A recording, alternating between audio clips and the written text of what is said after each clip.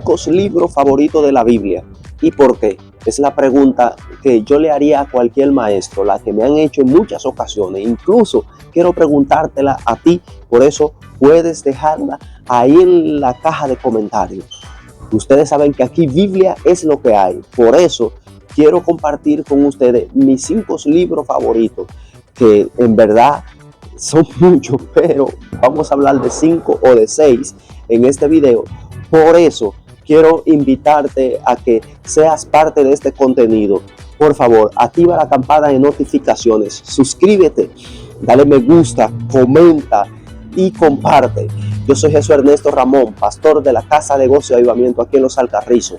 Si a ti te gusta analizar las escrituras, si te gusta profundizar, si te gusta estudiar la palabra de Dios, estás en el mejor lugar. ¿Y cuál es la intención de nosotros en este video? Bueno, hay libros que nosotros al leer la Biblia no los frecuentamos, quizá porque no entendemos el porqué de ello. Por ejemplo, hay mucha gente que no lee el libro de Levítico, hay mucha gente que no lee el libro de Lamentaciones, pero quiero darle un chequerao, como decimos, a estos libros que para mí tienen suma importancia. Aunque me gusta leer la Biblia entera, pero cada vez que puedo, vuelvo y le doy una revista a estos libros, los cuales no sé ya cuántas veces lo he leído a cada uno de ellos. Y quizás con este video estoy motivando de que tú también lo leas. Así que, y también me puedes dar tu opinión de lo que yo veo o opino en ellos, que quizás no lo sé. Así que aquí estamos para aprender. El primer libro que quiero mencionar es la Carta de Santiago. Santiago, que según se cree, fue uno de los líderes de la iglesia primitiva. Aquel que, según narra la historia, murió porque lo tiraron del pináculo del templo. Aquel hombre escribe una carta, según se cree, fue el hermano de Jesús, escribe una carta a una iglesia que está en la dispersión, que está siendo perseguida, y escribe de forma directa, concreta. Se le llama a Santiago el Proverbios del Nuevo Testamento, porque es un mensaje directo y claro. Santiago nos invita a pasar de las palabras a las acciones, a pasar de la fe a la obra, entendiendo de que hay una religión que es pura y sin mancha, de que debemos guardarnos diferente para el mundo, de que la amistad con el sistema es enemistad contra Dios, de que si soportamos la tentación seremos librados del tormento que viene para este mundo. Y hablando de los ricos y los opresores, motivando a la oración, a la unidad, al ayuno. Es una carta sincera y directa. Tiene solamente 5 capítulos, o sea que cualquier buen lector puede leerla en 1 hora o menos. Santiago es una carta que nos invita a nosotros ser hacedores de la palabra y no solamente oidores. Te la recomiendo. Otro libro que para mí es impresionante, inclusive lo fue para John Wesley, se me escapa si no es así que se pronuncia bien, Martín Lutero y otros grandes pensadores de la historia y hombres que fueron importantes para el cristianismo, han confesado que en la carta a los romanos encontraron una fortaleza para su fe y fueron su guianza para el avivamiento que Dios provocó en ellos. Cuando Pablo escribe a Romanos, está preso, de modo que él sabe que se va a dirigir al centro de la cultura y de la religión de esa época, y por eso trata de escribir una carta exquisita como lo es.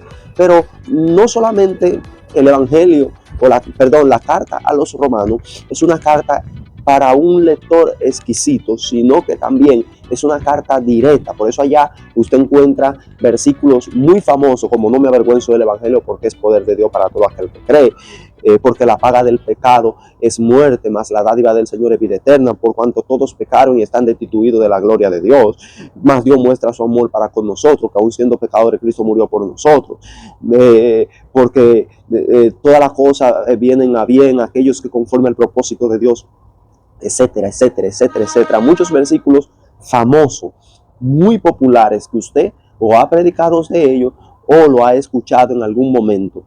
¿Por qué? Porque es una carta también para un lector sencillo del Evangelio. Mire, esta carta es tan exquisita y tan especial que lo que Pablo viene a plantear en el capítulo 8, ya él lo viene tratando desde el capítulo 1. Por eso es una carta que te deja, como decimos los dominicanos aquí en el lenguaje sencillo, embelesado, conectado. Y yo te la recomiendo porque va a ser una carta que te va a ayudar en el conocimiento de la palabra del Señor en cuanto a la transacción de la fe a la gracia, y te va a ayudar en cuanto al fortalecimiento de tu fe.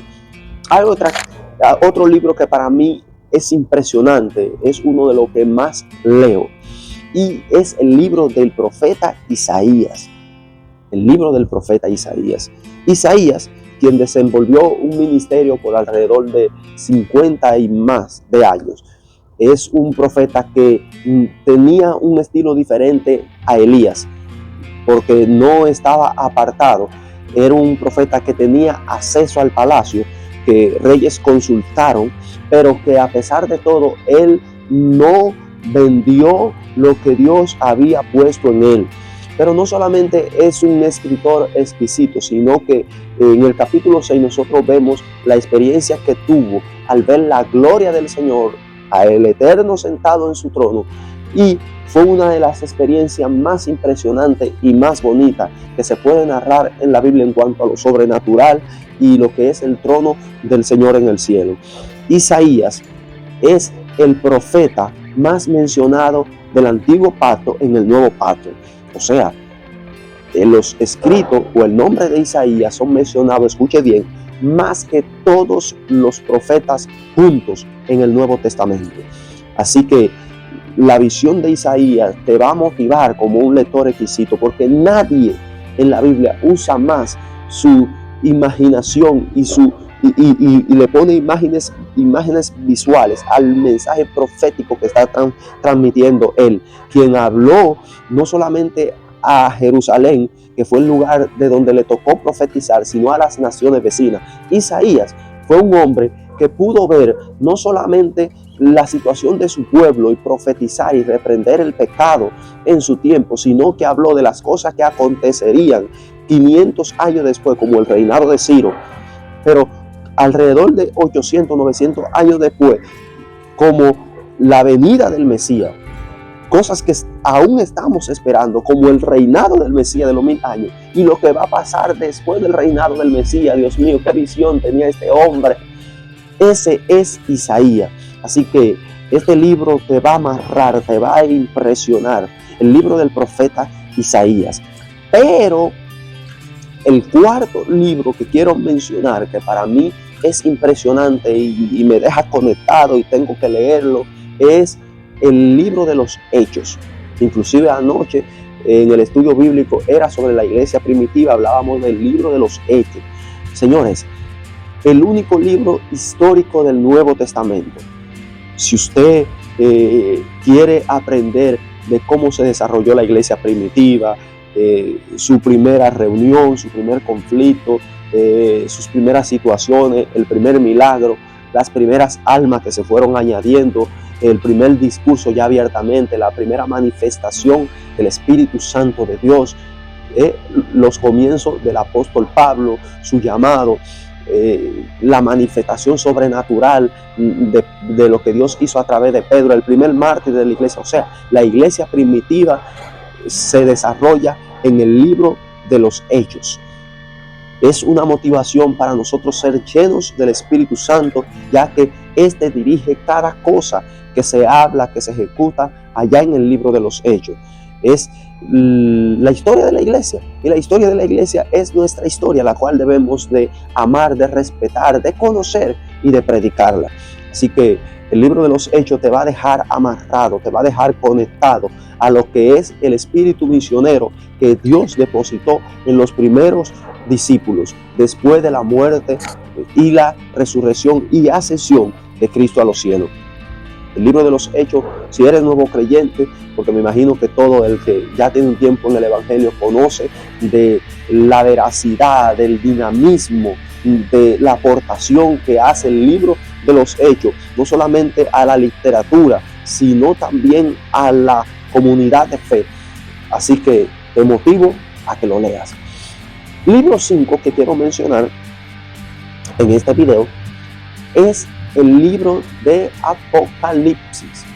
Señores, el libro de Apocalipsis para muchas personas es un libro que le da miedo, pero wow, es que yo tengo en mente, cuando el Espíritu Santo me dirija, así como hice una serie de la adoración verdadera, la cual usted puede buscar ahí, mire, ahí abajo hay 3 videos, el Espíritu me movió a lo que es la adoración verdadera, y eso está para, mire, chuparse los dedos, búsquelo, véalo, pero asimismo yo quiero hacer una serie de Apocalipsis, y para eso me va a tomar tiempo y me es difícil explicarle el contenido y por qué del Apocalipsis, pero déjeme concluir diciéndole que no es un libro de miedo. Simplemente Juan, el teólogo, utiliza símbolos para transmitir su mensaje de tal forma que si en su situación, que él no creía quizás que iba a salir de la isla de Patmos donde escribió el libro, bueno, él lo escribe de una forma que si alguien lo encuentra y llega a manos del Imperio Romano, no puede ser descifrado. Pero el libro del Apocalipsis es un libro de esperanza, de fortalecimiento. Mire, le voy a dar un secretico. Usted que no lee Apocalipsis, que tiene miedo. Es tan sencillo, tan profundo, el Apocalipsis tan edificativo, que nosotros comenzamos la historia de la humanidad y la Biblia en el Génesis, allá en el Edén. Apocalipsis termina también en el Edén. Señores, el libro de Apocalipsis es impresionante.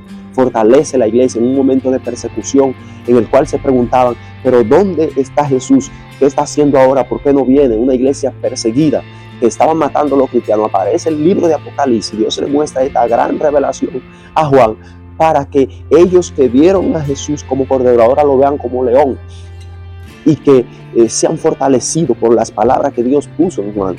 Así que lean este libro. Le doy más detalles más adelante porque el tiempo nos lleva, pero sí quiero mencionar el libro 5. ¿Por dónde voy? Santiago, Romanos, Hechos, Isaías, Apocalipsis. Bueno, voy a mencionarles 2 brevemente, que para mí son de suma importancia. Número 6, Génesis. Génesis es el principio de todo.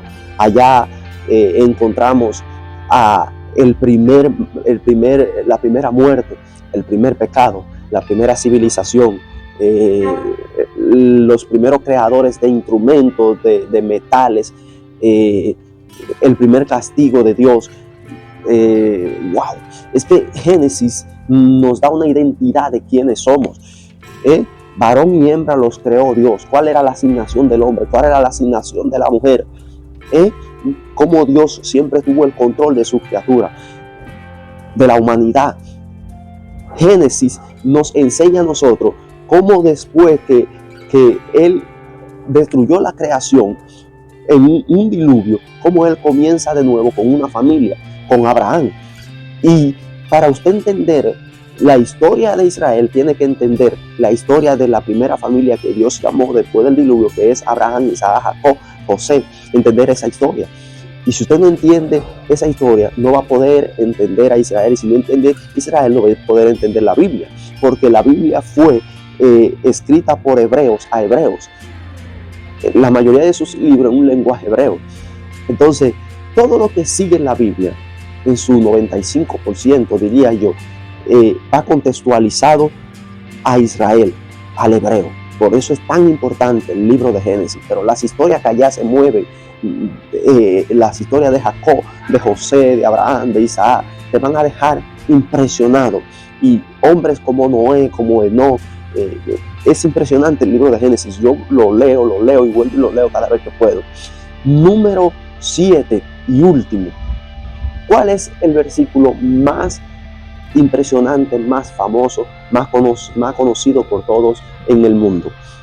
Que muchos dicen que es el versículo que es el corazón de la Biblia. Está en su capítulo 3, versículo 16.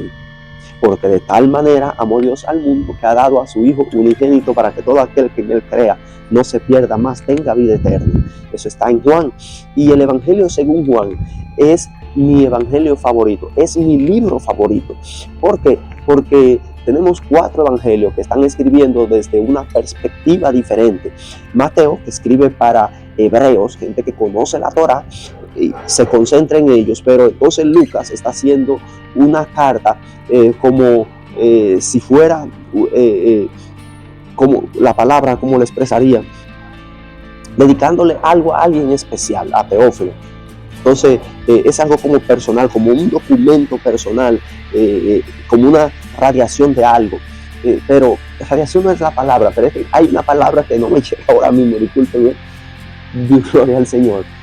Pero el hecho es que es un evangelio diferente a los demás. Marcos es un evangelio dinámico para personas que no son hebreos. Entonces, cuando Juan escribe, ya los demás evangelios están escritos.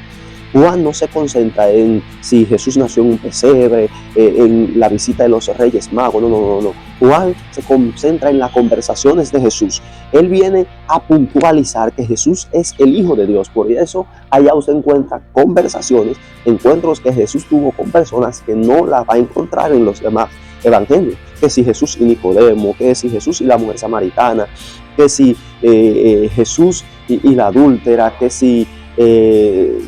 wow, es que son tantos encuentros, porque el evangelio de Juan es diferente. Juan estuvo con Jesús. Juan, según se cree, fue el discípulo amado que se rescataba de Jesús. Y es un evangelio que tiene un enfoque completamente diferente y muy especial. Yo no sé cuántas veces he leído el libro de Juan, en verdad. Y si tú no lo has leído, te motivo a que lo hagas. Y al igual que todos estos libros que te he narrado aquí. Estos fueron mis 7 libros favoritos de la Biblia. Y yo quiero invitarte a que si no lo has leído, te concentres en ello. Yo soy Jesús Ernesto Ramón, pastor de la Casa de Gozo y Avivamiento. Si tú llegaste hasta el final del video, mirando este contenido, por favor, confírmamelo ahí. Sí, pastor, lo vi en completo. Eso me servirá mucho. Por lo tanto, Dios te bendiga. Hasta la próxima. Y nos vemos. Suscríbete si no lo has hecho. Activa la campana de notificaciones.